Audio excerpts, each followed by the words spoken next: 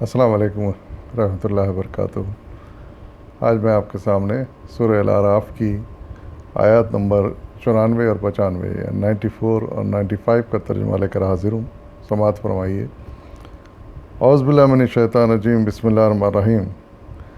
کبھی ایسا نہیں ہوا کہ ہم نے کسی بستی میں نبی بھیجا ہو اور اس بستی کے لوگوں کو پہلے تنگی اور سختی میں مبتلا نہ کیا ہو، اس خیال سے کہ شاید وہ عاجزی پر اتر آئیں۔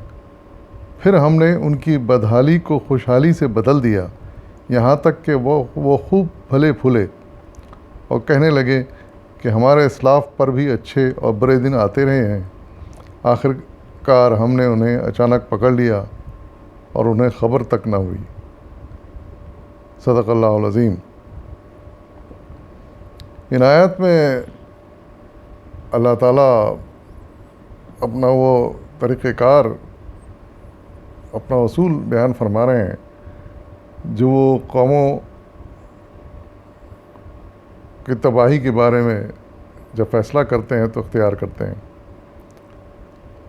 اور وہ طریقہ اور وہ اصول یہ ہے کہ جب کوئی بستی کس طرح کسی نبی کے اصلاح پر اپنے آپ کو نہیں سدھارتی تو اللہ تعالیٰ ان کو سزا دینے کا فیصلہ فرماتے ہیں، اور سزا دینے کا سے پہلے ان کو دو طرح کی وارننگ دی جاتی ہے، تنبیہ کی جاتی ہے۔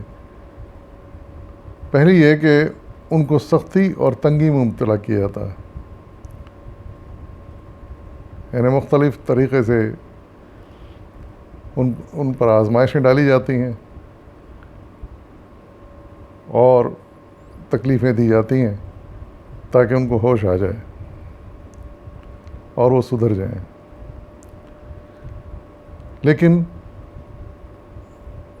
جب اس کے باوجود وہ کوئی نصیحت حاصل نہیں کرتے، اپنے آپ کو نہیں سدھارتے، تو پھر اللہ دوسرا طریقہ اپناتے ہیں، اور وہ یہ کہ ان کو پھلنے پھولنے کا موقع دیتے ہیں، ان کو ترقی عطا کرتے ہیں، خوشحالی عطا کرتے ہیں، لیکن یہ بھی ایک آزمائش کے طور پر ہوتی ہے، اور وہ یہ کہ اس طرح وہ شاید سدھر جائیں اور اس کے شکر گزار ہو جائیں، مالک کے شکر گزار ہو جائیں۔ اور جب ان دونوں طرح سے بھی، یعنی تکلیفوں سے بھی اور اچھے حالات سے بھی کوئی قوم نہیں سدھرتی، تو پھر اللہ تعالیٰ کا فیصلہ سزا کا نافذ ہو جاتا ہے، اور پھر وہ سزا اور وہ عذاب اچانک آتا ہے،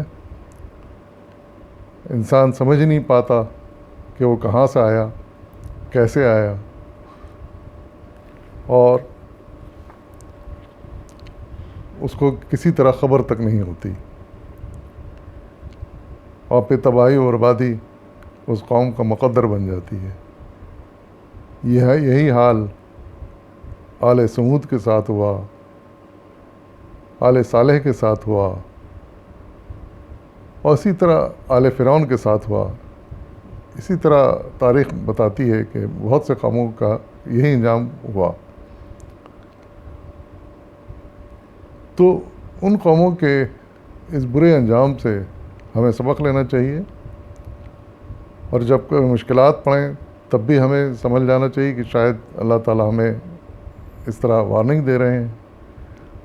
اچھے حالات آئیں تب بھی ہمیں آپے سے باہر نہیں ہونا چاہیے، اور اللہ تعالیٰ کا شکر گزار ہونا چاہیے کہ اس نے ہم پہ اچھے حالات دیے، ہمیں ترقی دی، اور دونوں صورتوں میں صبر اور شکر سے کام لے کر اس کے آگے جھکنا چاہیے۔ یہی اچھے قوموں کا طور طریقہ ہے، اور ایسی ہی قومیں اللہ کے عذاب سے بچ گئی ہیں اور مزید اس کو نعمتوں سے مالا مال کیا گیا ہے۔ صدق اللہ العظیم، وآخر دعوانا والحمد للہ رب العالمین۔